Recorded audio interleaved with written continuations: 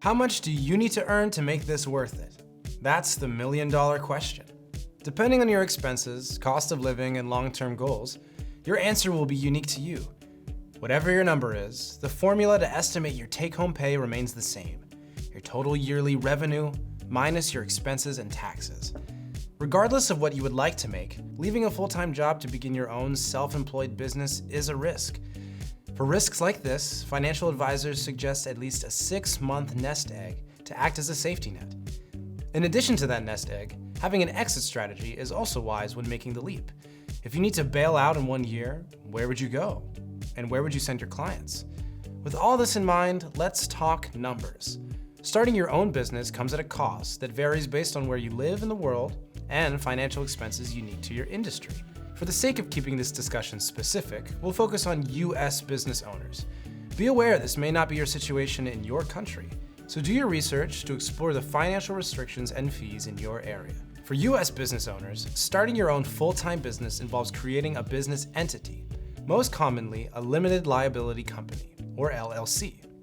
This business entity of an LLC is known to offer certain legal protection. However, it comes with fees that vary by state. In addition, business insurance is not often required, but it can protect you in certain legal situations that can arise from running your business. Although an expense not necessary for starting out, it is a good one to plan for. In the US, you also may be aware of the cost of health insurance and contributing to a retirement account as you plan for the future. US taxpayers also have to pay into their Social Security and other self-employment taxes that employees don't. Additional expenses involve hardware and software needed to start the business, as well as monthly software subscriptions you need to keep it going. To make these expenses easier to understand, we'll look at Kim, who is leaving her job as an admin at a university to begin a career in website design. Currently, Kim is paid a salary of $60,000 a year in her role. She pays around $12,000 in taxes. She has a 401k, and her current employer provides health insurance. Kim drives an hour to work every day and back, costing her a lot in gas, contributing to her desire to work from home.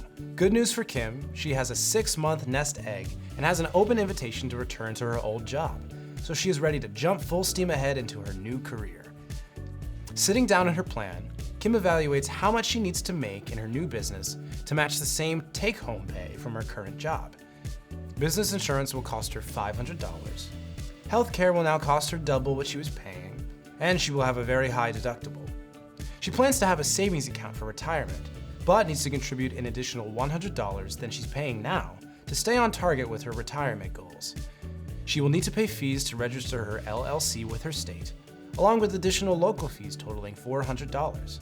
Now that she is self-employed, she invests in a small business certified public accountant, since her taxes are more complicated. This requires her to plan to pay an additional $500 a year.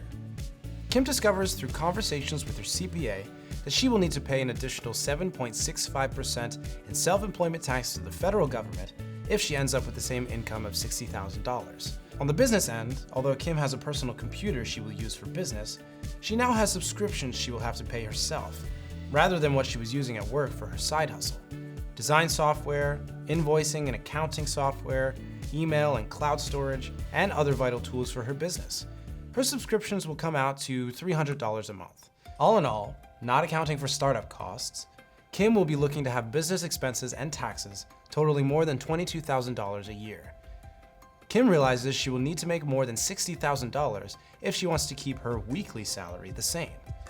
In fact, Kim determines to make this move to self-employment worth it, she will need to bring in a total revenue of $85,000. Although this can be overwhelming, broken down into an hourly wage, $85,000 would come out to around $41 an hour, if she was paid for every hour she took and took no time off.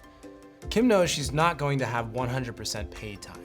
At least 25% of her time will be non-billable work. Kim already has 2 clients that want to contract her for design work on a part-time basis. Knowing her expenses, and that her competition charges $60 an hour, Kim feels comfortable that she can start at $55 an hour. She also plans to do about 10 design projects outside of these 2 part-time clients, in hoping of nearing or exceeding the $85,000 she needs. Now, that is a lot of numbers. However, placing it in that story form should help to explain to you the worksheet assigned to the lesson. By becoming your own business owner, you will also be an accountant. unless you are outsourcing that work to someone else. If you need a good overview of what this looks like, view the Accounting Basics Skill Up video to help you as you understand this financial aspect of your business. For the exercise in this lesson, review what you need to evaluate if you want to make at least the same amount you are making now. With the finance worksheet, fill out your starting salary and work through your expenses. Estimate your taxes, especially self-employment tax in the US. Research business entity fees. Will you have to pay for health insurance? And if so, what is the cost? What type of business insurance will you need? Factor in how much you are saving for retirement. And finally, consider any one-off startup expenses, as well as your ongoing monthly business expenses. If the math doesn't make sense at first, don't be discouraged.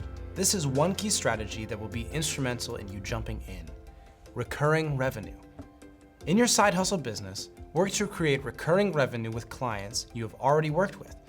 These could be website maintenance packages, marketing plans, development retainers, anything that has them paying you monthly for predictable and deliverable services. That constant recurring revenue, along with your nest egg, will ease the transition and provide much needed revenue as you get off the ground. Many side hustlers will even wait until that recurring revenue is paying for all their business expenses, tax, and fees before making that jump. Starting out full-time with your own business will be a new kind of hustle. However, chances are if you've gotten this far, you've proven a lot to yourself already. Work through the checklist and know your numbers. Be reassured that as your own boss and new business owner, all the growth of your business will come back to you financially. So, although these are your starting numbers today, you have it in your control to work hard, increase your pay, and grow a financially sound small business.